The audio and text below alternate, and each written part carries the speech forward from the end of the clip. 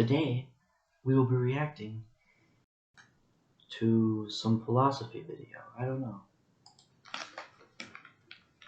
by Pursuit of Wonder, the darkest philosopher in history, Arthur Schopenhauer? I don't know.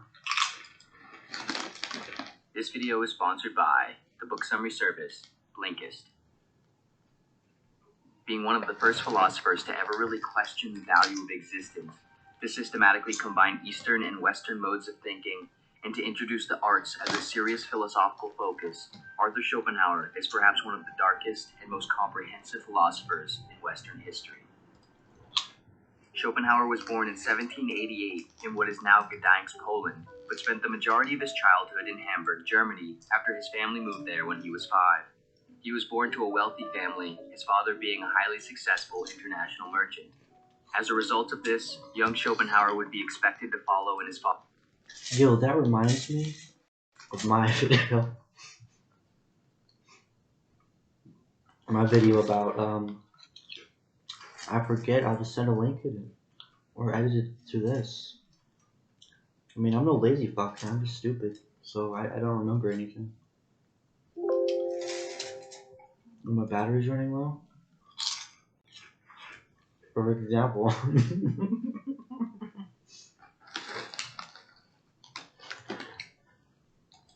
Father's footsteps.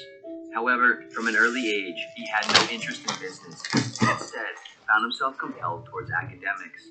And after going on a trip around Europe with his parents to prepare him for their exposure to the suffering and poverty of the world would cause him to become all the more interested in pursuing the path of scholarship and intellectually examining, down to its very core, how the world worked and why, or perhaps more accurately, how and why it appeared to work so negatively.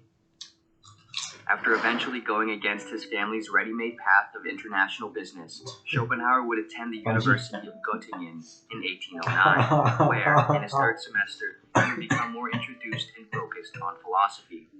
The following year, he would transfer to the University of Berlin to study under a better philosophy program led by distinguished philosophy lecturers of the time. However, Schopenhauer would soon find academic philosophy to be unnecessarily obscure, detached from real concerns of life, and often tethered to theological agendas, all of which he despised.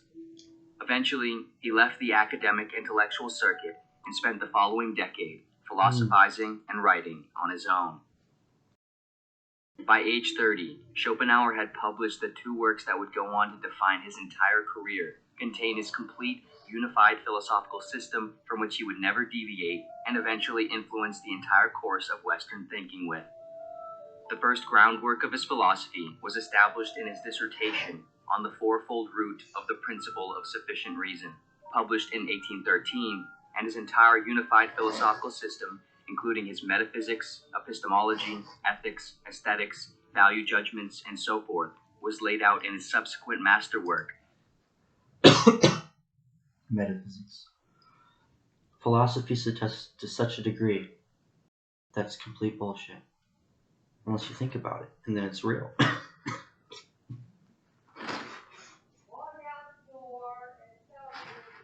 See, I thought about that. I thought about whenever I say something that I shouldn't say, something will happen. Like somebody will scream. And then I thought about, damn, I really shouldn't talk about this. And she just goes, ugh.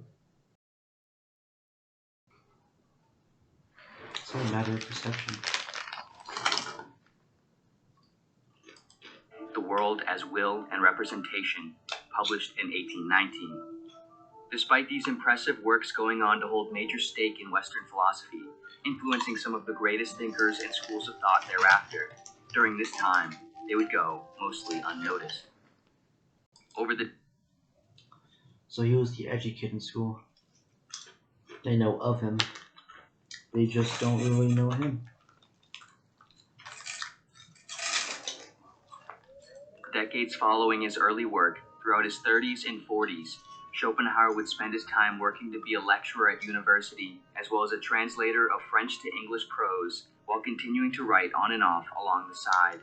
He found very little success in all of it. His lectures were unpopular, his translations received very little interest, and his philosophical work remained mostly overlooked. Only by around his 50s did Schopenhauer finally start to receive any notable recognition at all, and only after publishing a book of essays and aphorisms in 1851. I think that's enough.